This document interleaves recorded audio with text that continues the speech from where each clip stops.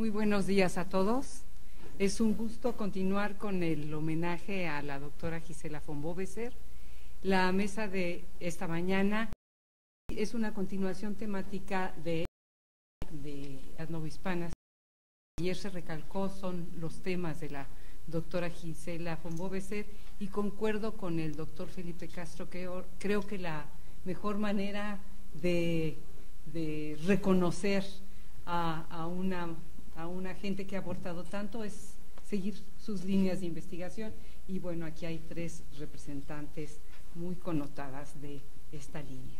Comenzaremos con la ponencia de la doctora Pilar Martínez López-Cano, que es licenciada en Geografía e Historia por la Universidad Complutense de Madrid y maestra y doctora en Historia por la UNAM, bajo la dirección justamente de la doctora von Boveser. Es investigadora de nuestro instituto, del Instituto de Investigaciones Históricas, y docente en el posgrado de Historia y en la licenciatura en Historia de esta misma universidad.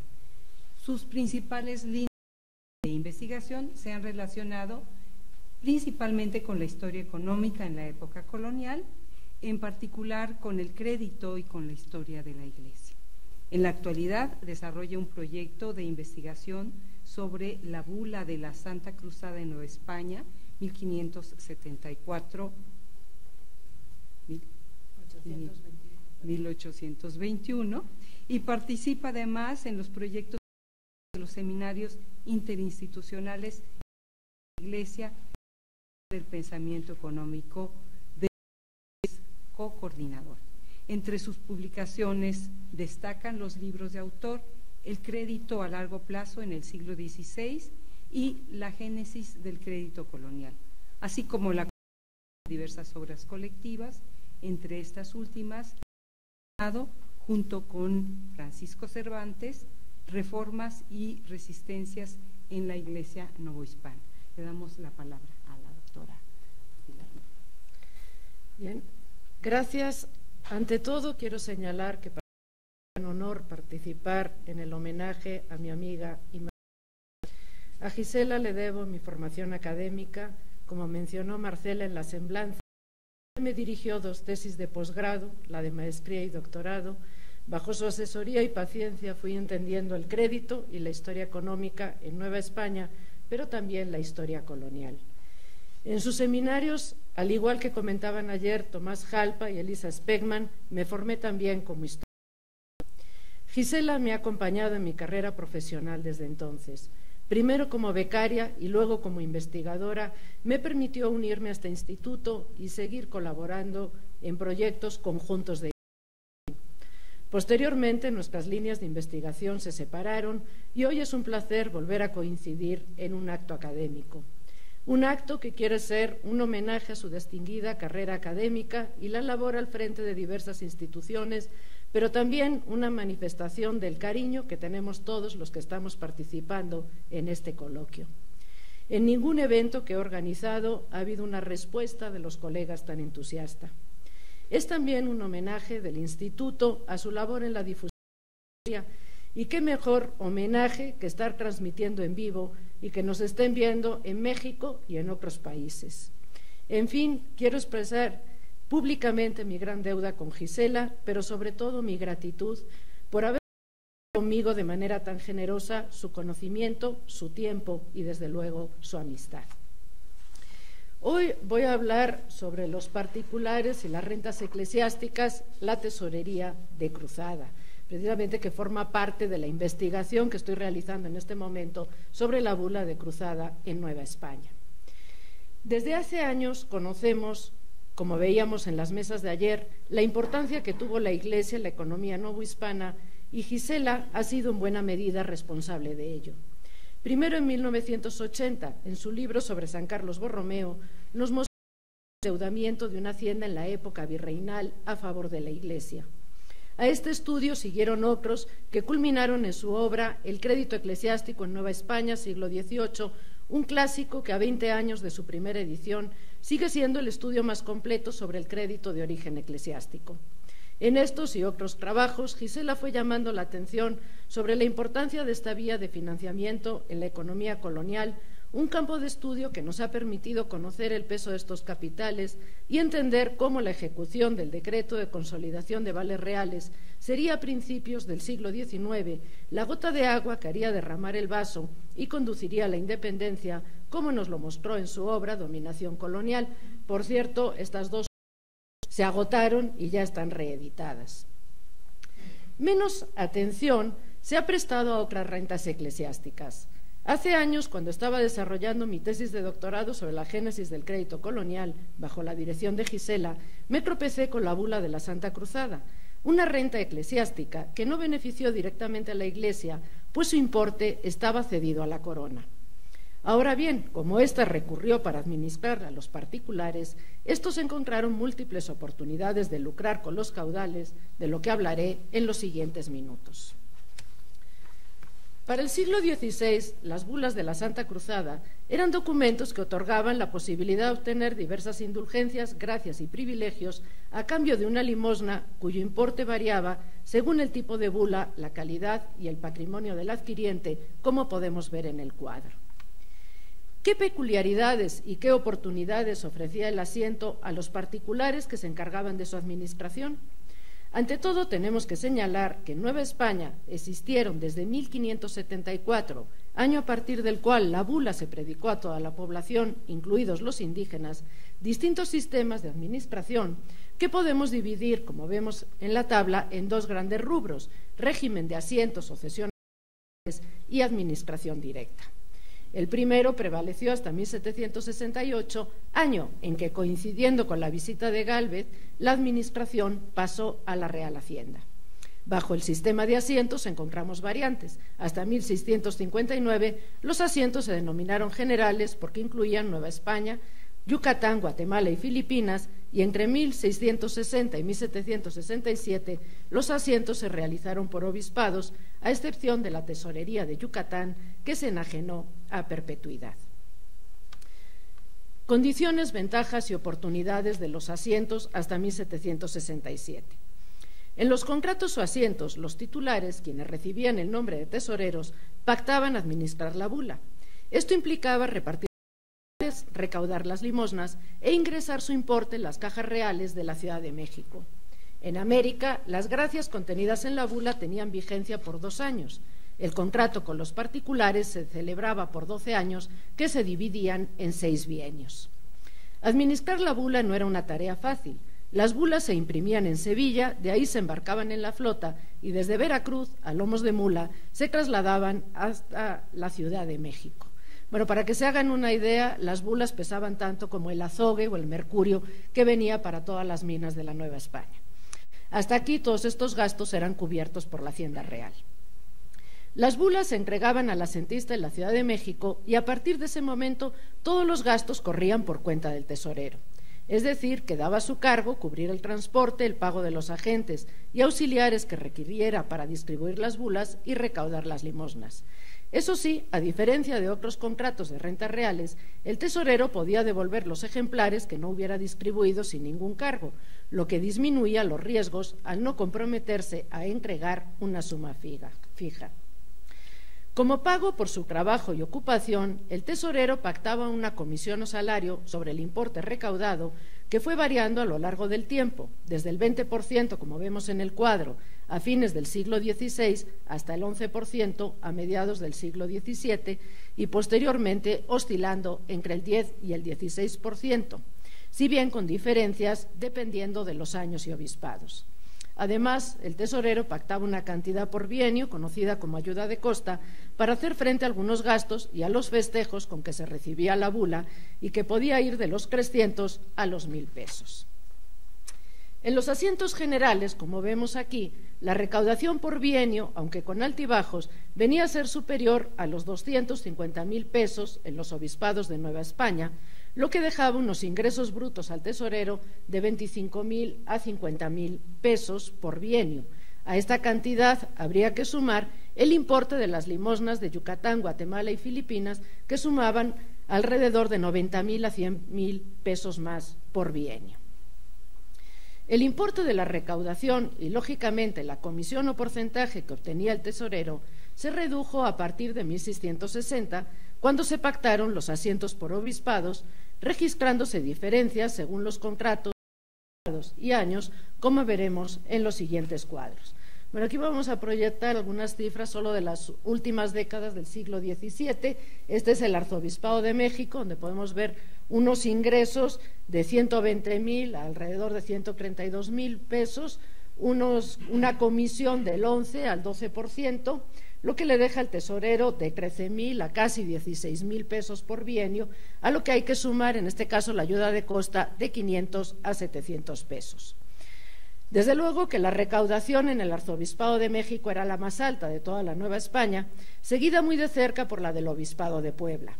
Precisamente se trataba de las diócesis más pobladas y más ricas de Nueva España. En contraste, las recaudaciones más bajas se encontraban en Oaxaca y Yucatán, diócesis con un fuerte peso de población indígena y menos pobladas que las anteriores. Bueno, este es el caso de Oaxaca, también para estas mismas fechas, donde vemos cómo el importe de las bulas se sitúa alrededor de los 40.000 pesos, es decir, una tercera parte de lo que significaba en el Arzobispado de México. Las comisiones son menores, 10 y 7%, lo que deja unos ingresos al tesorero de menos de 4.000 pesos y solo tiene 300 de ayuda de costa. Y vemos, por último, Yucatán, que es mucho más bajo todavía que Oaxaca, o sea, es la cuarta parte o la quinta parte del Arzobispado de México, y en este caso, como digo, es la única tesorería que está vendida a perpetuidad, está en manos del Marquesado de Miraflores. Aquí el importe que se lleva el tesorero es de un 9%, nada más de las limosnas, como vemos, poco más de 2.000 pesos, pero tiene como compensación una ayuda de costa de 4.000 pesos.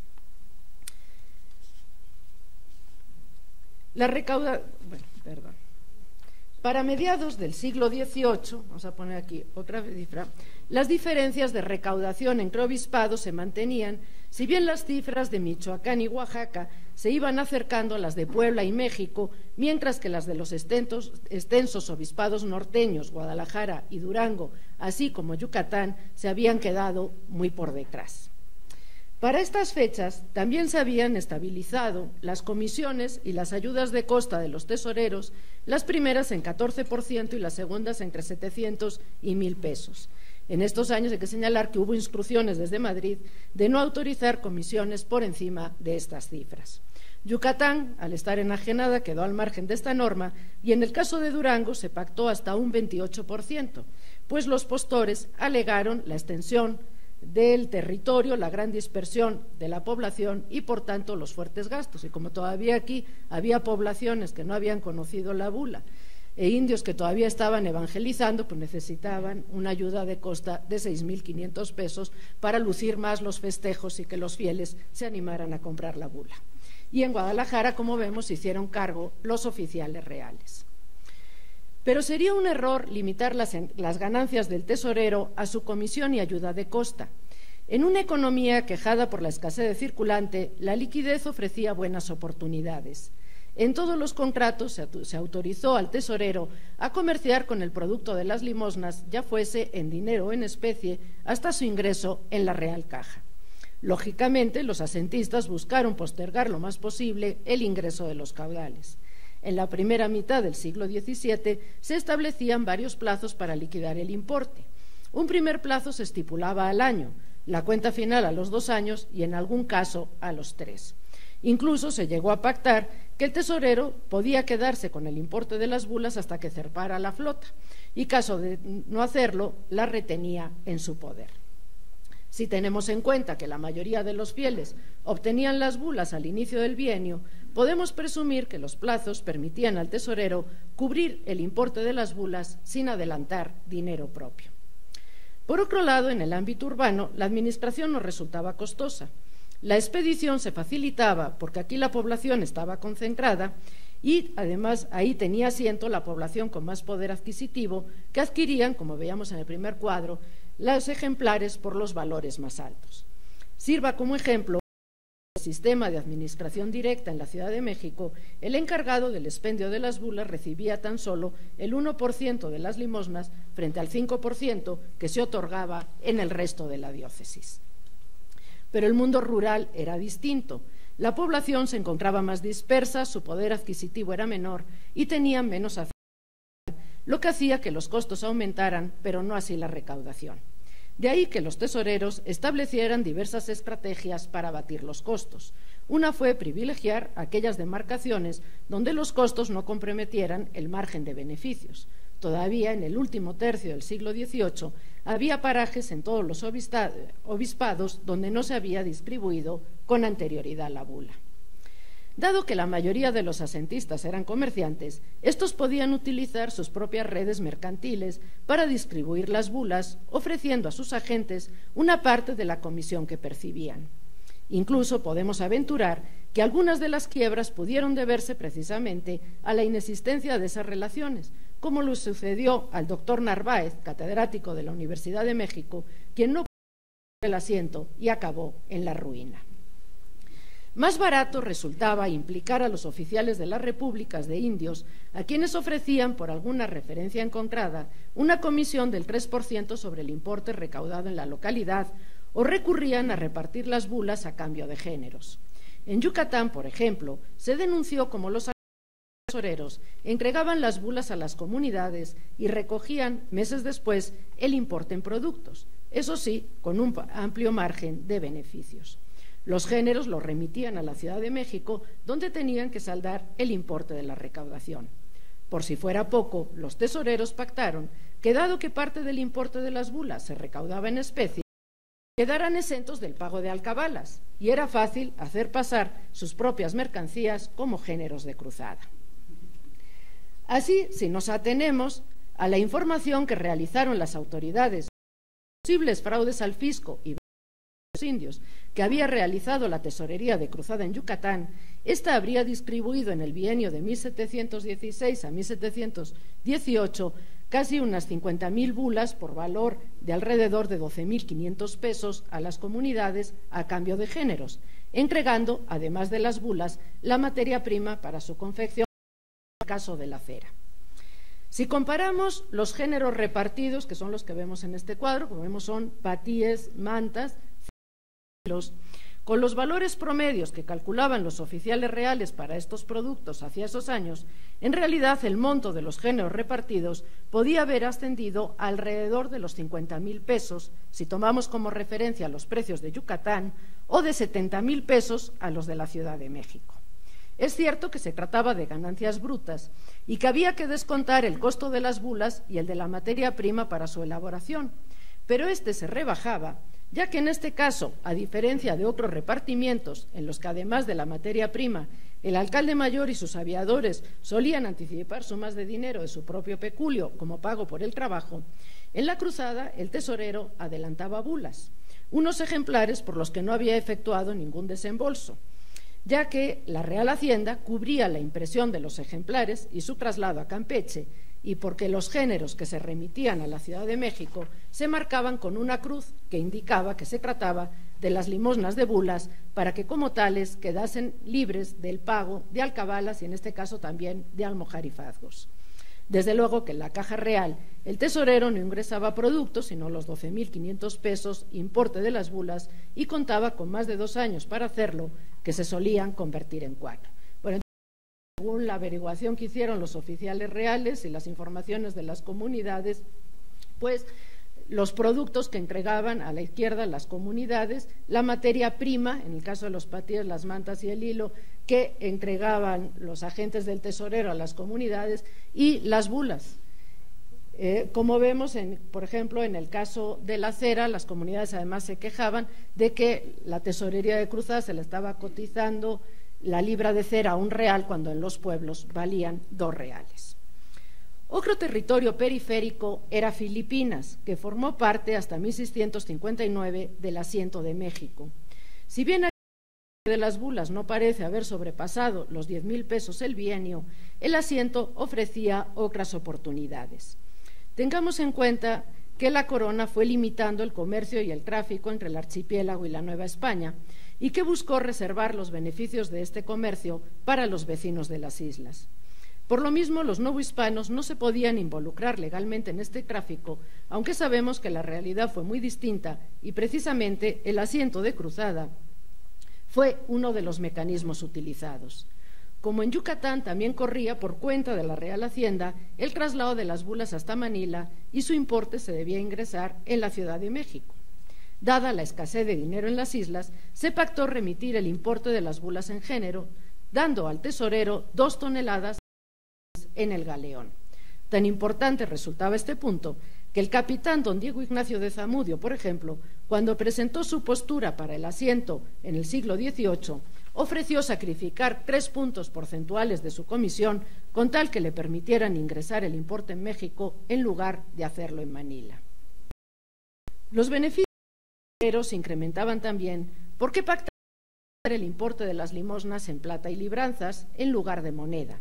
En Nueva España la trataba también como medio de pago. Ahora bien, existían 2 valores: el valor legal u oficial, que era de 65 reales el marco, y el que regía en la vida cotidiana, que solía situarse 2 o 3 reales por debajo del valor legal. Los toreros ingresaban los caudales en plata, la Real Hacienda se la tomaba a su valor legal, lo que les permitía obtener una ganancia de un 3 a un 5% adicional. También los tesoreros buscaban saldar el importe con libranzas que probablemente obtenían con una rebaja de su valor nominal, sobre todo cuando resultaba dudoso su cobro. Más difíciles de cuantificar resultan los títulos, los honores y el fuero que disfrutaban los asentistas durante el ejercicio de su cargo. Los tesoreros recibían el título de oficiales reales y reclamaron el cargo de regidor de cabildos.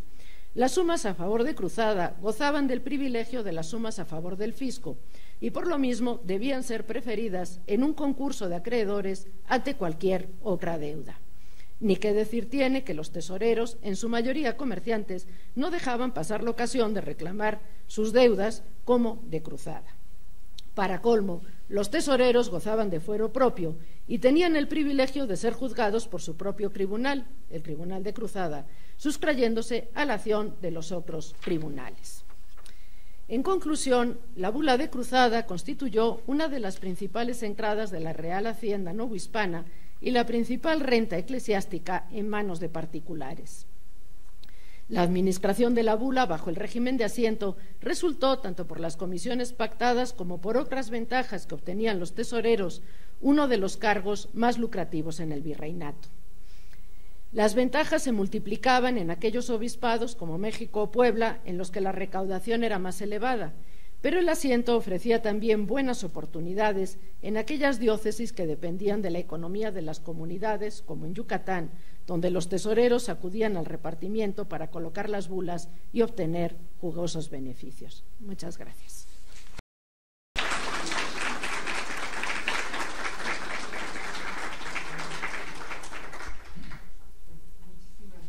A la doctora Pilar Martínez, una sólida investigación y una presentación clara y espléndida de este tema que seguro habría convertido al doctor León Portilla también en seguidor de la historia económica. Vamos ahora con la ponencia de la doctora Pilar Gonzalvo, intitulada De Justicia y Caridad, la educación de los indios a mayor gloria de Dios. La doctora en Historia por la Universidad Nacional Autónoma de México y desde hace 34 años investigadora en el Centro de Estudios Históricos de México, donde ha publicado la mayor parte de su obra. Sus intereses, siempre en torno al México, se distribuyen en la historia de la familia, de las mujeres, de la educación y de la vida cotidiana. Sus libros personales son Educación, Familia Cotidiana, artículos impresos y 60 en disco compacto, y La Sociedad Novohispana, Estereotipos y Realidades, colaboración con Solange Alberot. Como coordinadora del Seminario de Historia de la Vida Cotidiana, las últimas publicaciones colectivas son Amor e Historia y Espacios en la Historia, entregado y seguramente muy pronto a salir, entregado en el 2014 y próximo a salir. Muchas gracias. Gracias, Marcela. Gracias a todos ustedes y muy en especial por el hecho de que me hayan invitado, siendo, en cierto modo, ajena a esta institución, aunque la mía está cerquita, ajena a los temas que trabaja y ha trabajado mi querida Gisela, pero honestamente, para quien hace como yo historia de la vida cotidiana, no existe ningún tema ajeno. No lo hacemos nosotros, lo hago yo, pero si yo me limitase a mi perspectiva de la vida cotidiana, sería como estar bordando filigranas en las nubes, y yo no quiero estar en las nubes, queremos estar aquí sobre la tierra. Para eso necesitamos confiar plenamente en lo que nos aportan investigadores como Gisela y otros, muchos presentes, con quienes cuento, ese ámbito necesario para que la vida cotidiana tenga sentido. Y creo que lo tiene. Ahora bien, a la hora de buscar el tema, porque ya está claro que el motivo esencial de que yo esté aquí es que quiero estar con Gisela. El hecho de acompañarla fue el que me movió a decir sí, y luego me puse a pensar, ¿y yo qué digo? Bueno, pues en ese yo qué digo, mi acercamiento a la Iglesia, esto tiene muchas formas de interpretarse, fueron los jesuitas.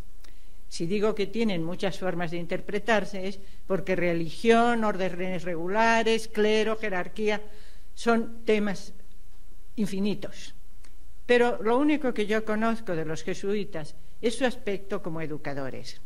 Y simplemente hablar de jesuitas quiere decir que podemos decir cualquier cosa. Esa fue una razón por la cual yo me acerqué al tema. Uno puede decir que eran idealistas. ¿Cómo no iban a serlo? Si lo que quería Ignacio de Loyola era cambiar el mundo, si eso no es ideal. ¿Y cómo lo vamos a hacer? Eran pragmáticos. Para eso necesitamos gente a buscarlos, necesitamos independencia de las autoridades civiles. ¿Cómo logra la independencia una institución o un individuo o una familia? Con dinero. Si tenemos bienes materiales, podemos reírnos de las ayudas que nos están ofreciendo de otras instancias. Entonces también podríamos decir, los jesuitas no solo eran pragmáticos, eran muy preocupados por la cuestión económica, pero eran tradicionalistas. No, eran los precursores de la modernidad. Humildes. Quizá ustedes conocen su humildad cuando llegan a la Ciudad de México a oscuras por la noche, escondidos, para que no les hagan festejos. Ellos son muy humildes. No se van a quedar hospedados en un palacio, mejor en un hospital pobre, porque ellos son muy humildes. Y esto lo vamos a ver repetido en cada una de sus fundaciones. Son tan humildes. Vean ustedes cuál sería la cara opuesta de esta humildad. En fin, yo no voy a hablar de ninguna de esas cosas, ni de las misiones del noroeste, que es un tema fascinante, del que no sé nada, pero sí me voy a referir a la educación, porque fue lo que hizo quizá mayor impacto en la sociedad, fue su labor y todo el ámbito de su entorno en el cual se consideraba que eran lo máximo. ¿Lo eran o no lo eran? No vamos a discutirlo, pero así se entendía, así se les recibía y por eso pedían, queremos un colegio, necesitamos que vengan los padres jesuitas. Eso es lo que la gente pensaba y ya sabemos que si la gente cree en algo, funciona como si fuera verdad. Vamos a tomar entonces con que los jesuitas eran lo máximo. ¿Y qué pasa con los indios? Ahí ya me estoy metiendo en un problema que no está tan claro. ¿Para los indios eran lo máximo también? Pero bueno, ¿cuál era la situación de los indios? ¿Cuál era la perspectiva en su momento? No nuestra perspectiva democrática moderna del siglo XXI, no. ¿Cuál era la perspectiva a fines del siglo XVI cuando llegan los jesuitas? Y cuando en la mente del rey y en la mente de todas las órdenes regulares parece que la ocupación primordial es evangelizar a los indios. Pero los jesuitas no es eso lo primero que hacen. Van a hacer una cosa diferente. ¿Por qué? ¿Cómo van a mirar a los indios? Y vuelvo otra vez a una de las muchas contradicciones que podemos encontrar en la Compañía de Jesús. ¿Qué eran los indios para ellos? Para una parte de los jesuitas, la preocupación primordial era su responsabilidad ante la Iglesia y ante su conciencia y ante Dios. Para otros, los indios eran un pretexto para hacer sus hermosos colegios, para tener sus espléndidas iglesias, para tener influencia, para ser consejeros de los virreyes. Eran dos miradas muy diferentes. No que los jesuitas son una institución monolítica y que el espíritu de cuerpo les obliga a tener una opinión. Sí, pero no. Sabemos que de jesuitas autocriticaron a sí mismos y a su orden. Entonces, ¿qué significan los indios? No voy a hablar de castas en las que no creo, ni me voy a referir a los pasos intermedios. Dos extremos desde el momento de la conquista, 1521, pagan tributo, porque son vasallos, son los vencidos. La distancia está entre vencedores y vencidos. ¿Qué pasa entonces con toda esa escala de la sociedad? Es muy movible, es fluida. ¿Se acuerdan ustedes de que los jesuitas querían cambiar el mundo? Sí, pero el orden social no. Ese no se toca. Volvemos a las contradicciones. Seguir siendo indios. Entonces, ¿para qué los educamos? Conflicto. Desde la primera congregación, o sea, reunión de los jesuitas, en adelante comienzan a preguntarse, ¿por qué no hacemos algo por los indios? Se entiende que tenemos que ayudarlos. Y en ese momento se consigue, no en ese momento, la primera congregación y la segunda, finalmente en 1586 se van a fundar, con distancia de un año, el Colegio de San Martín de Tepozotlán y el Colegio de San Gregorio. Ya me he separado de los colegios para españoles, ya estoy pensando solamente en los colegios para indios. Es de justicia que los indios tengan una enseñanza suficiente, y hay quien quiere igual a la de los españoles, o es de hacerles la limosna a estos pobres desdichados que sufren tanto, que abusan tanto de ellos. ¿Cuál es la actitud? Hay una diferencia muy importante, y esa diferencia nunca eliminarla, nunca pudieron abolirla. Siempre estuvo la duda entre aquellos, pero si pueden ser sacerdotes, pero si pueden estudiar una carrera, pero si tienen la misma capacidad, y los que decían, pobrecitos, son tan infelices, son tan ignorantes, son tan miserables. Eso es lo que yo veo en las cartas anuas, en las cartas escritas, en los informes de las congregaciones. Esa es la diferencia que nunca pudieron hacer desaparecer. Y vuelvo a los colegios San Martín y San Gregorio. Para el caso del Colegio de San Martín de Tepozotlán, tenemos una serie de documentos que nos dicen muy claramente estas tendencias a las cuales yo me estoy refiriendo. Porque cuando en 1586 el prepósito general de la compañía, el Aquaviva, escribe, tenemos noticia de esos dos colegios que se han fundado sin permiso, sin licencia. Y en este momento, tal como están las cosas, ordenamos, se ha respondido, no convenir que la compañía se encargue de seminarios de niños indios, pues el fin de ellos no es más que una corta institución para el bien particular de los mozos que se criarán.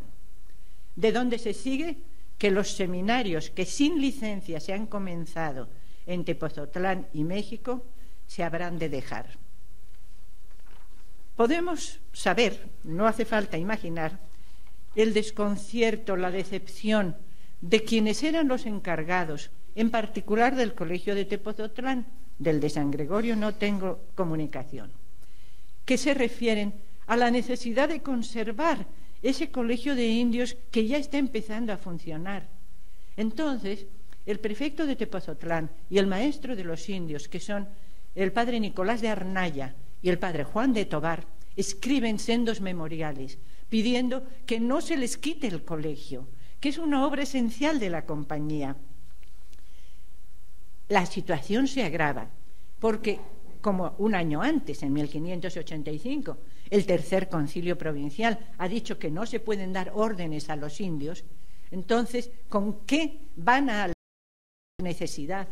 Si ya Ignacio de Loyola dijo que los colegios de los jesuitas debían estar destinados a la formación de buenos clérigos, entonces, ¿qué pintan aquí los indios? Si ellos no van a ser clérigos, no nos sirven para nada. Otra vez el pragmatismo. Nos trae mejor cuenta educar a 20 españoles que a 200 indios, porque 20 españoles, si van a ser sacerdotes, van a hacer una gran labor en una enorme cantidad de gente, y 200 indios se van a volver a su casa y van a seguir haciendo lo mismo. Esa es una forma de actitud de la compañía.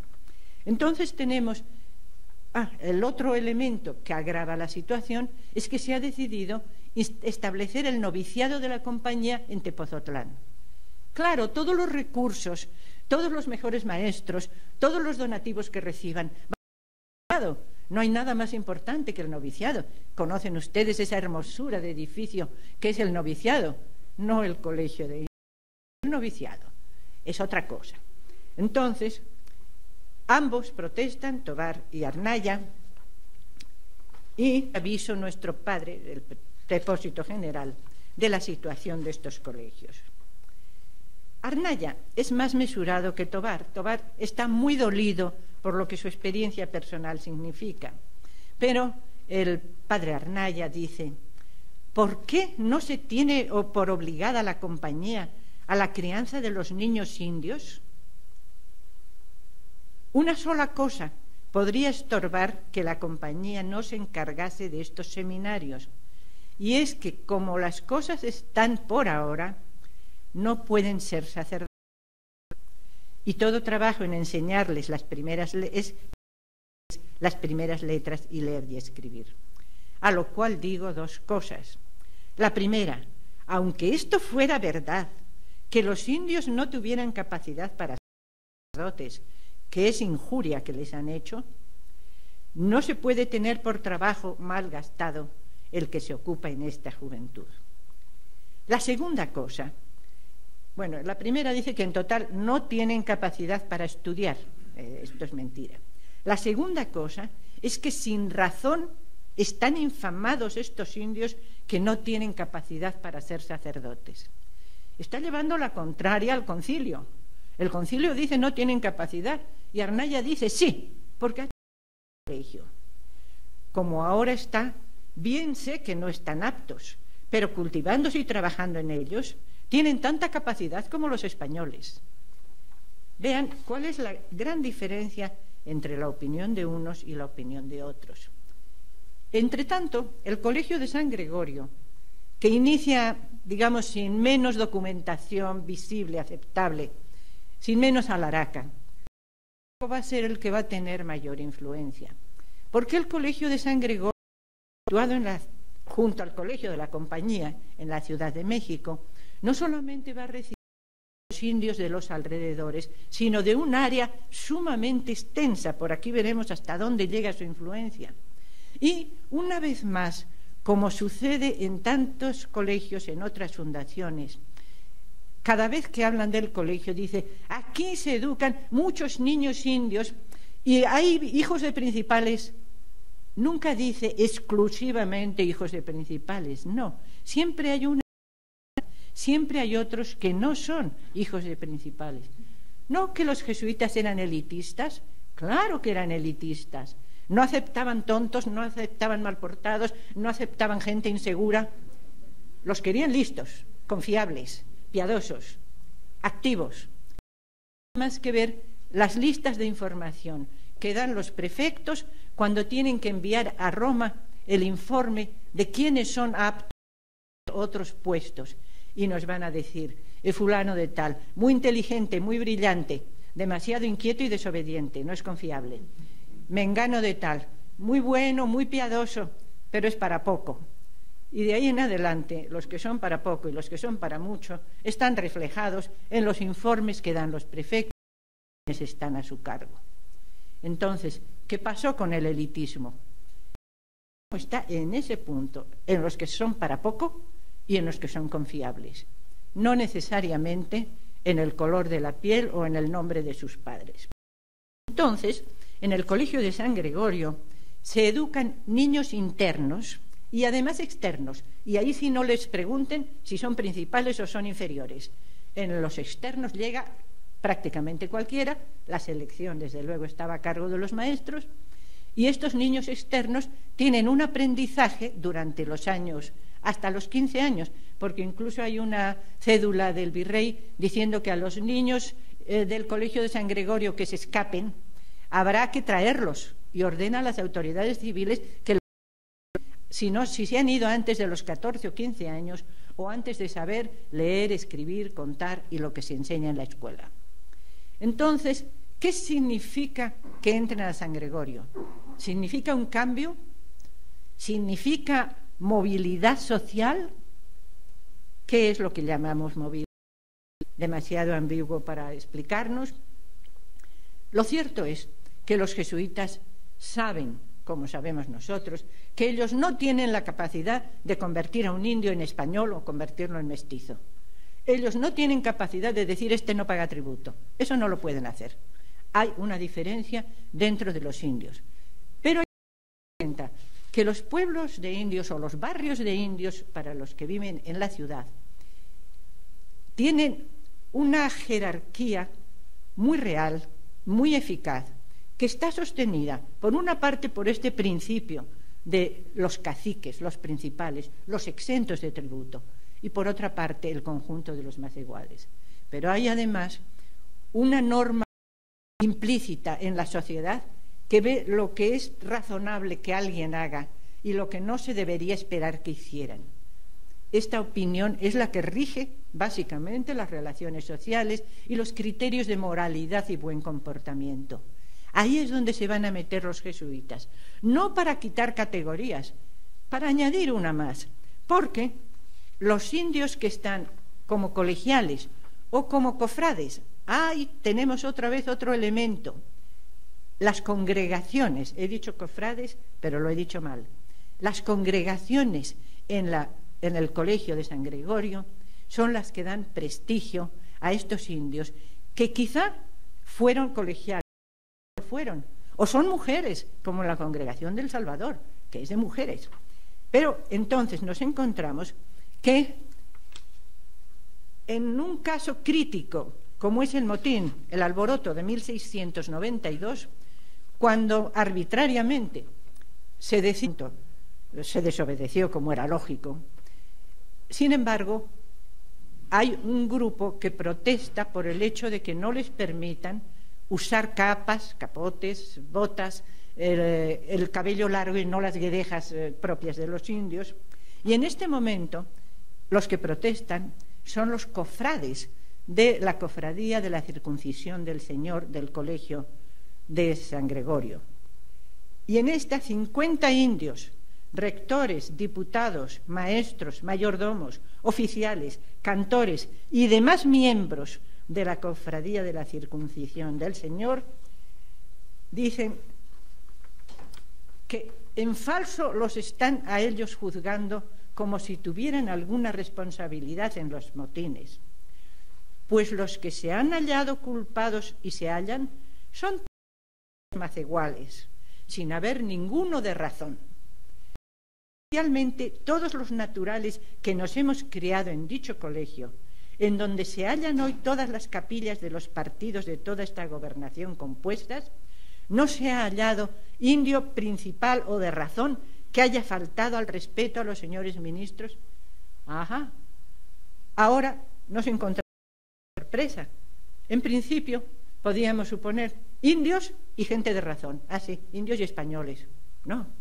Gente de razón es una cuña que nos han metido los jesuitas. No necesariamente son españoles. Claro que los españoles son todos inteligentísimos, pero la gente de razón son estos indios que se consideran con una formación suficiente y que los jesuitas han conseguido, mediante el lavado de cerebro de los propios indios y de los españoles de la ciudad, que no solamente el que es noble principal sea congregante o colegial de San Gregorio, sino que el que es congregante o colegial ya es algo principal. Entonces, los jesuitas han puesto a salvo su superioridad, junto con su humildad, ya sabemos, su superioridad por encima de todas las demás órdenes, colegios y cofradías o congregaciones. El simple hecho de ser congregante, y por eso vienen cientos de todos los pueblos de los alrededores. Claro, eso les da una dignidad y una categoría que es el sello de la Compañía de Jesús. Muchas gracias.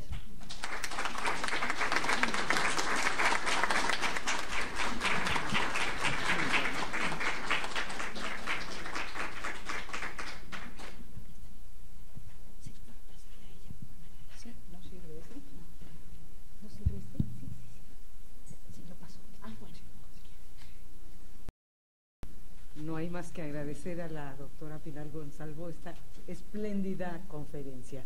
De veras entusiasma y bueno, es un tema que obviamente liga perfectamente el tema de la sociedad y la iglesia, ¿no? Muy apropiado, maravillosa. Muchas gracias.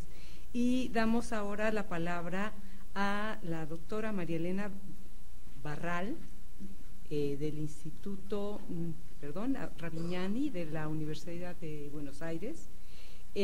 Su ponencia se intitula Influencias historiográficas en la historia de la Iglesia hispanoamericana de México al Río de la Plata. La doctora María Elena Barral es profesora y licenciada en Historia por la Universidad Nacional de Luján, con magíster en Historia por la Universidad Internacional de Andalucía, sede La Rábida, y doctora en Historia por la Universidad Pablo de Olavide en Sevilla. Se desempeña como investigadora de CONICET, con sede en el Instituto Ravignani de la Universidad de Buenos Aires y es profesora adjunta regular de la Universidad Nacional de Luján. Ha sido invitada a universidades de Argentina, de Francia, de España, de Perú y Hungría, de seminarios de posgrado y estadías de investigación. En la actualidad coordina, junto con Valentina Airolo, el grupo de estudios sobre la Iglesia Católica en el Río de la Plata durante el siglo XIX, Religio, en el Instituto Ravignani. Sus líneas de investigación analizan distintos problemas de la historia de la Iglesia y de la religiosidad en la diócesis de Buenos Aires durante el periodo colonial y el siglo XIX. Ha publicado numerosos artículos en revistas en Argentina e internacionales, y entre sus libros se encuentran Dos sótanos para la Pampa, Religión y Sociedad en el Buenos Aires rural tradicional, y Catolicismo y Secularización, Argentina en la primera mitad del siglo XIX, del cual es compiladora junto a Valentina Airolo y a Roberto Di Stefano. Tiene la palabra.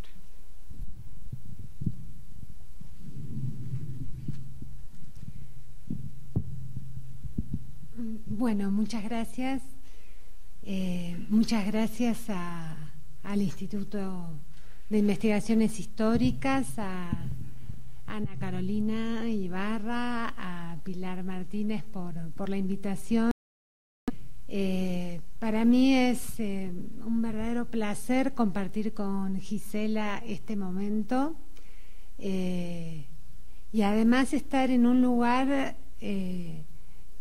compartiendo estas investigaciones con gente que yo valoro mucho, he leído mucho y que nos han inspirado nuestras investigaciones, y de eso precisamente se trata mi contribución, de hablar de las influencias que sus investigaciones, y en particular las de Gisela, han tenido, el impacto que han tenido en nuestro modesto proceso de renovación historiográfica sobre estos temas que tiene ya algunos años. Dada la vastedad de investigación, la elección de Gisela Gisela,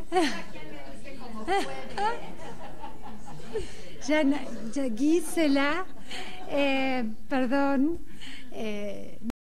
tiene solo como fundamento la naturaleza del evento, sino un verdadero impacto que sus trabajos han tenido en distintos países de Hispanoamérica y de España.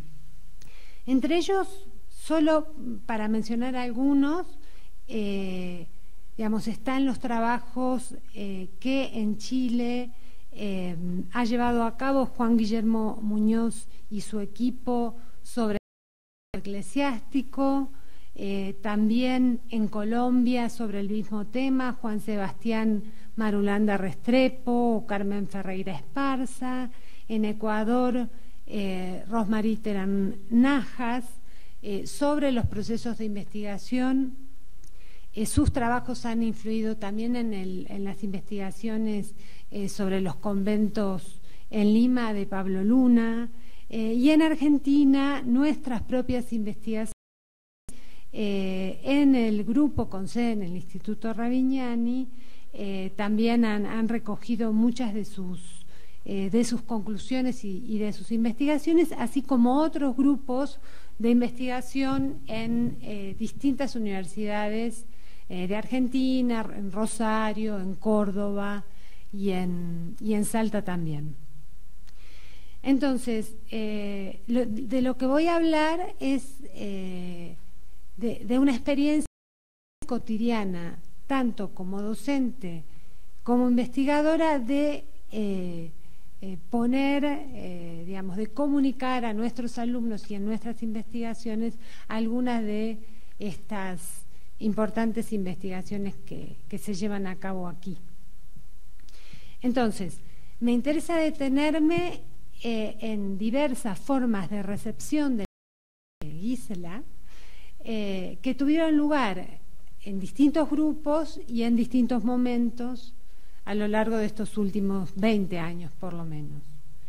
Entonces, no se trata solo, aunque también, de analizar el modo en que se replicaron determinados temas o problemas analizados en la historiografía mexicana y en la obra de Gisela en particular, en la historiografía argentina o sobre el Río de la Plata en el periodo colonial.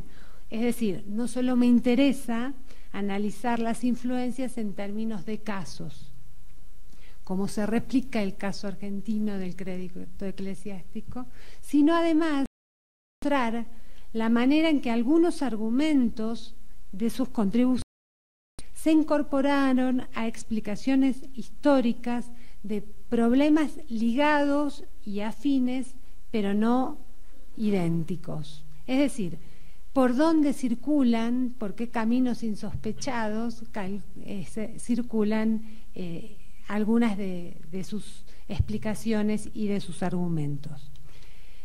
Pensamos que su trayectoria es sumamente expresiva de una época histórica en América Latina y en México en particular, que se inicia en el marco de los estudios de la hacienda novohispana, como se ha dicho ayer, en sus años dorados. Fueron precisamente los estudios centrados en los sistemas agrarios y en la hacienda los que inicialmente dieron las pistas para reconsiderar la Iglesia como administradora de propiedades agrarias, como rentista, como prestamista o como comerciante. Algunos historiadores, como Gisela, tomaron en cuenta estos datos relevantes que aparecían en las fuentes y en sus análisis y los convirtieron en problemas historiográficos sobre los cuales hasta el momento no se sabía casi nada. Eric Pain-Young, en su balance sobre la historiografía de la hacienda mexicana, que también nuestros alumnos leen y conocen de fines de los 80, proponía salir de la hacienda para conocer mejor las estructuras agrarias rurales mexicanas.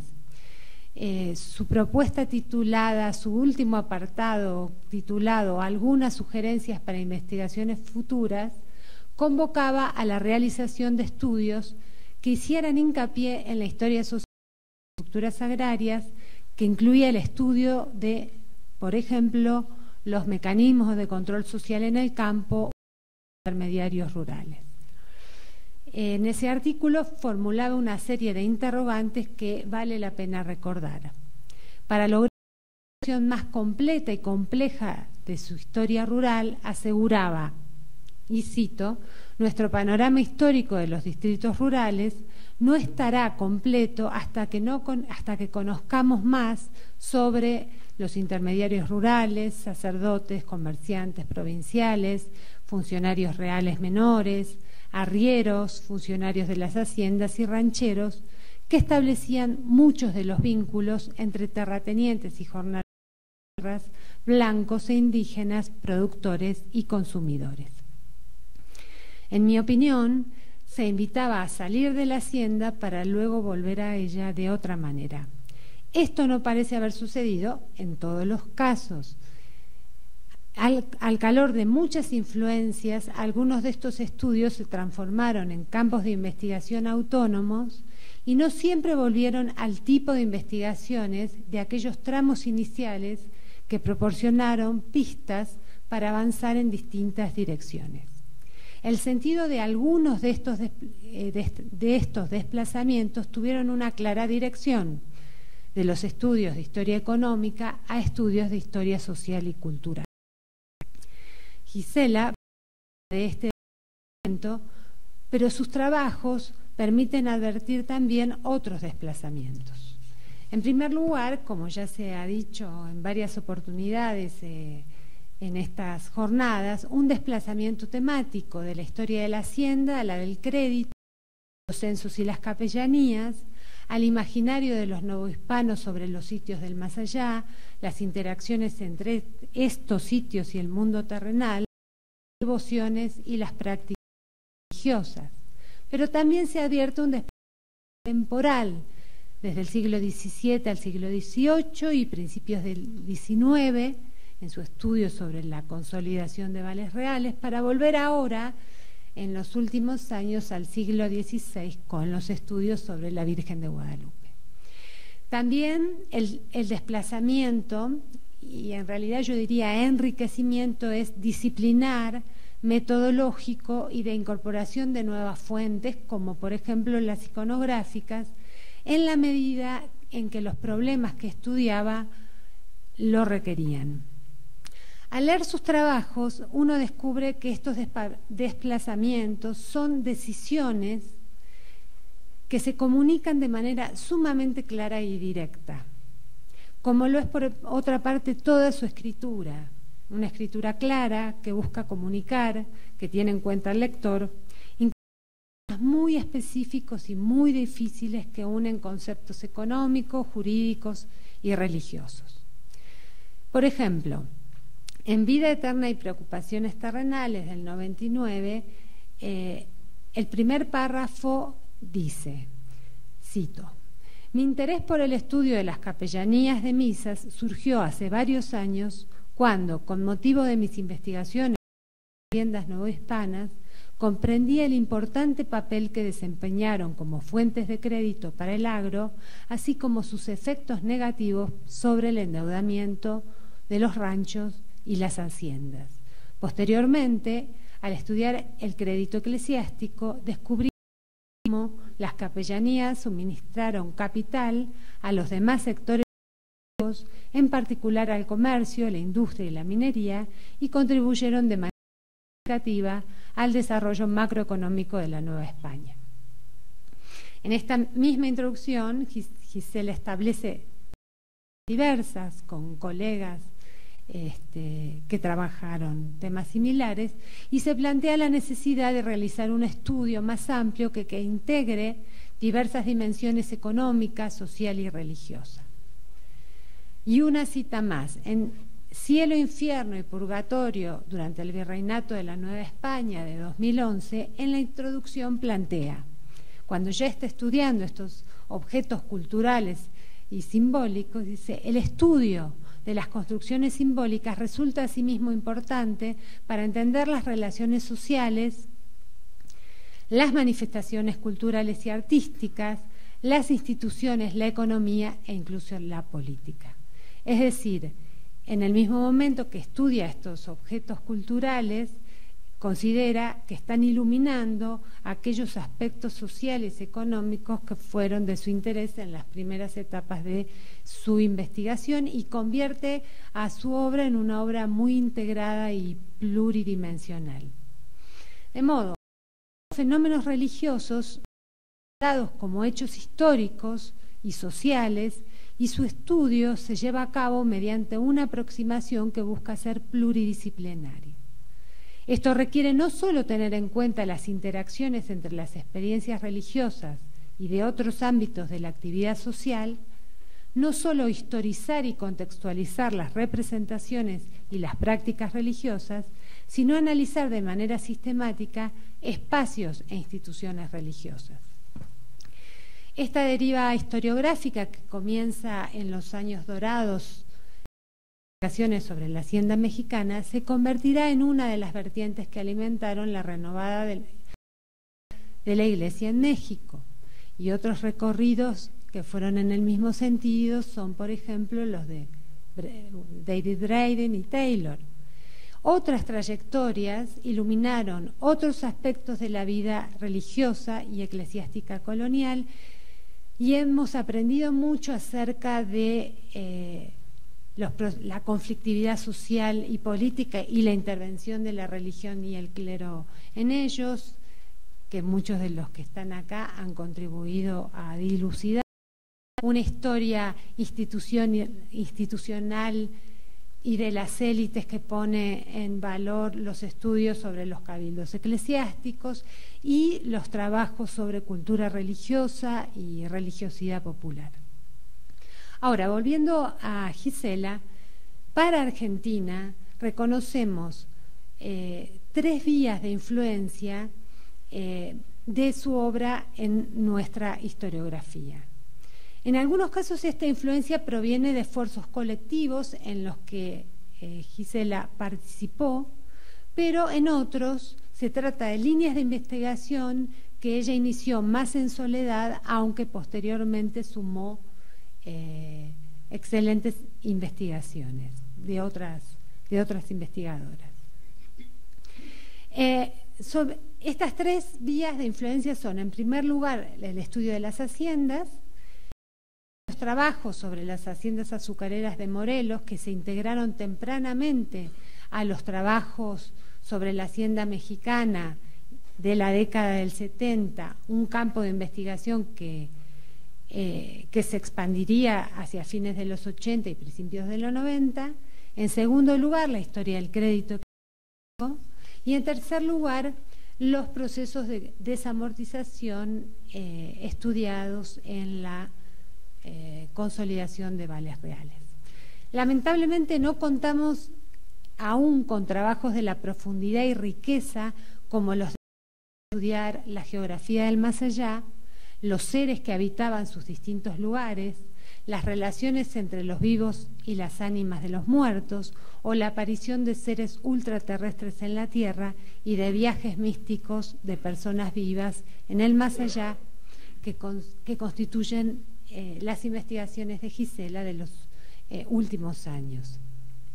Entonces, en Argentina, ¿cómo impactan estas líneas de investigación? Y solo voy a dar algunos ejemplos y voy a evitar dar nombres, sino simplemente hablar de campos de investigación que han recibido esta influencia.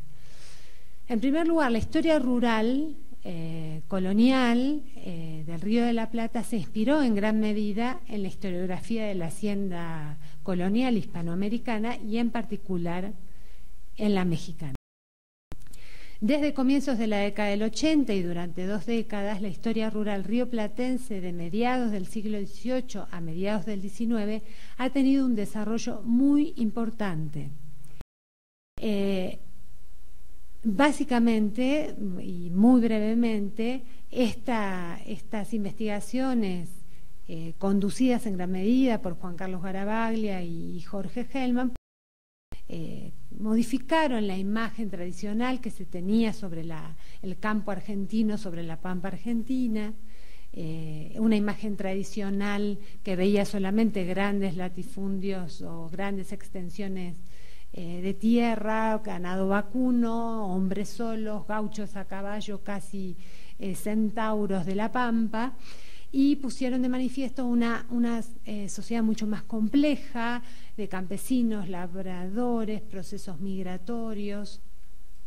Y esas investigaciones también invitaron a pensar formas de articulación y control social, siguiendo también las intuiciones de Eric Van Jong, y ahí surgió también una línea de investigación centrada en el papel de los párrocos como mediadores de este mundo rural.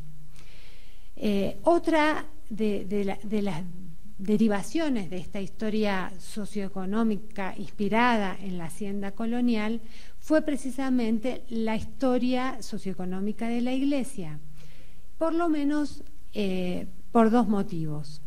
En primer lugar, estudios sobre las unidades agrarias rioplatenses tenían en las fuentes de algunas órdenes una información excepcional. La primera instancia eclesiástica en ser estudiada de forma sistemática fue una propiedad de la orden betlemita, y lo hizo Tulio Alperindongui, que participó en el Simposio de Roma de 1972, que dio resultado la obra de la compilación de Florescano, Hacienda, Latifundios y Plantaciones. Entonces, en particular por el acceso a fuentes, ¿no?, que esto se dio en muchos otros lugares de Argentina y de Hispanoamérica. Pero también porque otros historiadores, desde la historia agraria, se aproximaron a la historia de la Iglesia al preguntarse por su papel socioeconómico. Y aquí encontramos distintos esfuerzos por estudiar el funcionamiento económico de un convento o un colegio jesuita en particular, sus urbanas, rurales, sus rentas, su mano de obra, o los esfuerzos para entender cuál era el patrimonio económico de la Iglesia secular y regular en una determinada región. Y esto permitió también comparar las características que tenían las unidades agrarias eclesiásticas con las estancias. Pero siguiendo los pasos de Gisela, algunos de estos derivaron en estudios sobre el crédito, los censos y las capellanías, de lo que no sabíamos prácticamente nada y solo contábamos con contribuciones realizadas desde la historia del derecho, como el trabajo de Abelardo Levalli. A partir de ahí se escribieron algunos artículos sobre la política crediticia de algunos conventos, a partir de las fuentes de los capítulos conventuales, y se preguntó si tenían un papel parasitario o dinamizador de la economía colonial. Otros trabajos derivaron en estudios sobre el mercado inmobiliario en distintas ciudades del virreinato. Analizaban, por ejemplo, en qué medida la fundación de capellanías afectaba la movilidad, la concentración o la indivisibilidad de la propiedad urbana. Se ligó a trabajos sobre el clero y las distintas formas de acceso al sacerdocio, la abundancia de clérigos particulares ordenados a título de capellanía que se encontraban fuera del sistema beneficial, con lo cual se daba una situación algo paradójica por una abundancia de clérigos pero escasez de párrocos. Su funcionamiento jurídico, su trasfondo religioso también nutrió el trasfondo religioso de las capellanías, que también Gisela pone en evidencia, nutrió trabajos sobre la piedad mortuoria para las distintas diócesis rioplatenses, en particular los estudios sobre este tema basados en testamentos donde disponía la fundación de capellanías. Por último, su funcionamiento jurídico, también puesto en evidencia en los trabajos de Gisela, junto a otros trabajos que se hicieron aquí en México sobre justicia eclesiástica, el papel de los curas como jueces o sobre el impacto de las reformas borbónicas en este ámbito, ha colaborado en la formulación de abordajes que analizan el papel de los párrocos y vicarios como jueces, el papel de las parroquias en la conformación de un orden institucional, pero también de una historia de la Iglesia en perspectiva jurisdiccionalista. Así, algunas nuevas aproximaciones para distintas zonas de la diócesis de Buenos Aires estudian la concreción político-institucional de agencias religiosas en una jurisdicción específica, lo cual implica considerar todos aquellos dispositivos, sean estos utilizados por agentes laicos o eclesiásticos, que contribuyeron a construir formas de autoría en las cuales lo religioso constituyó un componente determinante, al menos en algunas zonas. Desde esta perspectiva, que le asigna un lugar destacado a la dimensión territorial de estas agencias, resulta especialmente significativa la articulación entre causas pías y el despliegue de instituciones eclesiásticas en cuyo cruce concierta poder y autoridad que trascienden el propio ámbito eclesiástico. Por último, los estudios sobre los procesos de desarrollo eclesiástica. Gisela además ha considerado la consolidación de vales reales como un factor determinante en la lucha por la independencia en México, en la medida que este proceso afectó a múltiples y diversos sectores de la Iglesia y también fuera de ella. Según su explicación, la resistencia y oposición fue un parteaguas a partir del cual se profundizaron los cuestionamientos a la monarquía y comenzaron a buscarse alternativas, entre ellas la independencia. Este distanciamiento se expresó a través de algunas antiguas prácticas, como las representaciones, y posteriormente a través de gestos y acciones de desobediencia abierta. Entre los afectados hubo, como todos ustedes saben, aunque no solamente curas y el mismísimo Hidalgo, que tenía propiedades sujetas a consolidación, además de numerosos clérigos particulares que vivían de los réditos de las capellanías. Otros trabajos, la historiografía mexicana, plantean otras vías complementarias y atravesadas por lo religioso que contribuyen a funcionar la legitimación del vínculo colonial y favorecer una posición política de oposición.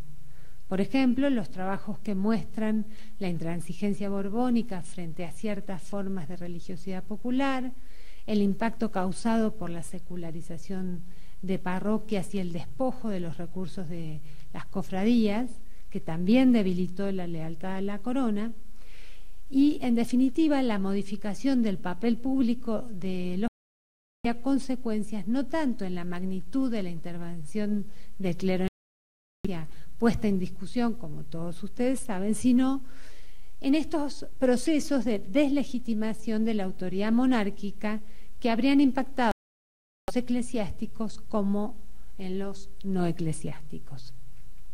En el Río de la Plata, el proceso desamortizador iniciado por los Borbones fue casi imperceptible, dada la marginalidad del área y los pocos recursos que podían llegar a obtener, y su concreción, y solamente en Buenos Aires, debió esperar algunos años más.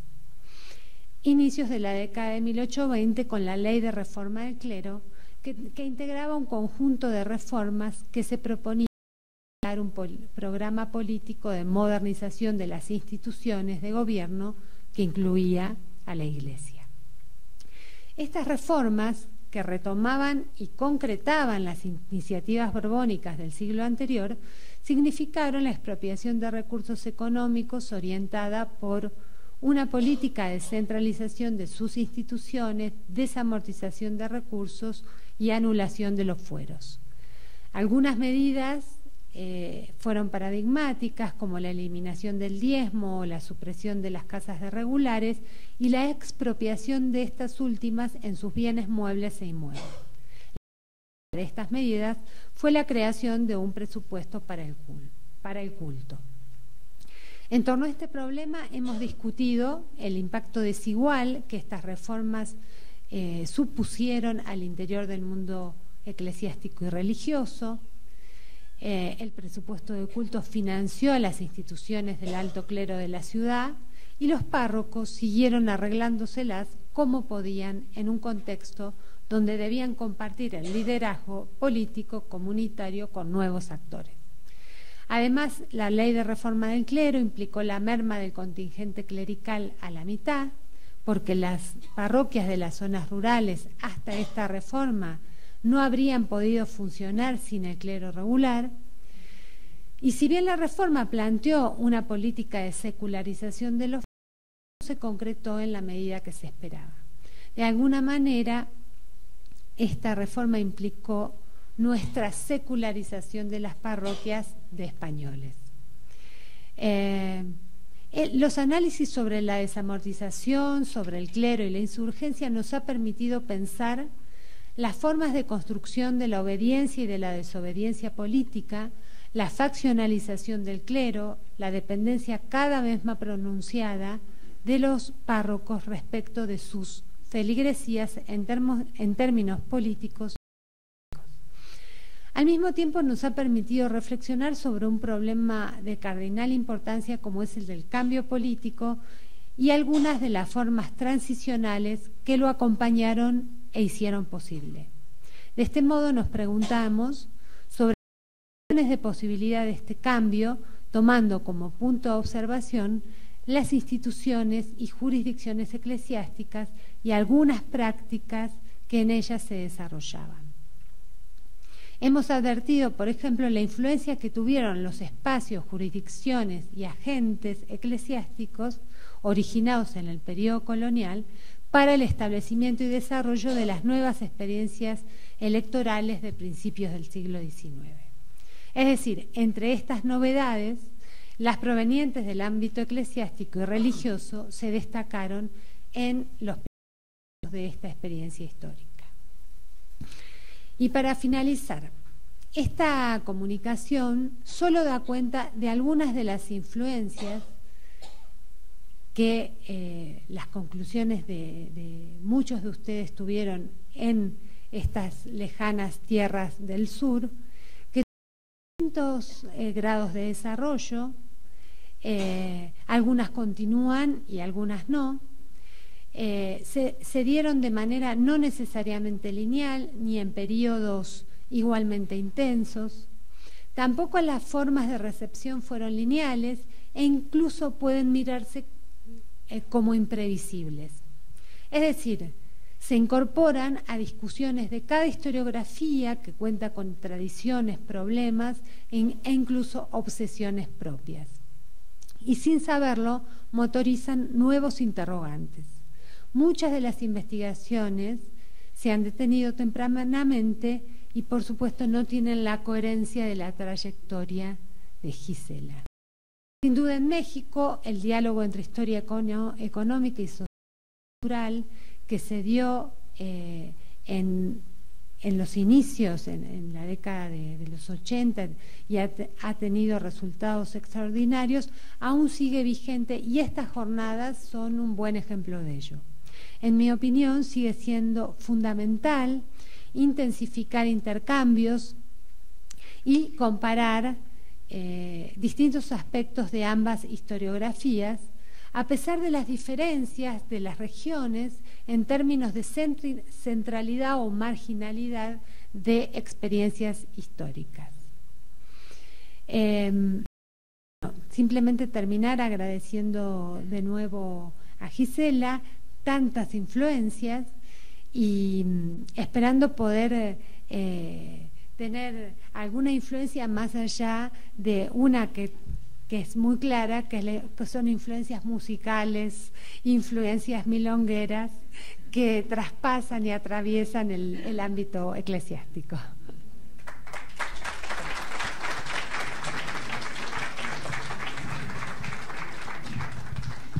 Bueno, muchísimas gracias a la doctora María Elena Barral, ha seguido los pasos historiográficos y nos ha dado una explicación muy lógica, tránsitos en las diferentes líneas historiográficas cultivadas por Gisela, porque aprendimos eso, y también ha documentado muy bien la influencia y el porqué de la obra de la doctora von Boeser en la historiografía hispanoamericana, pero principalmente en la rioplatense.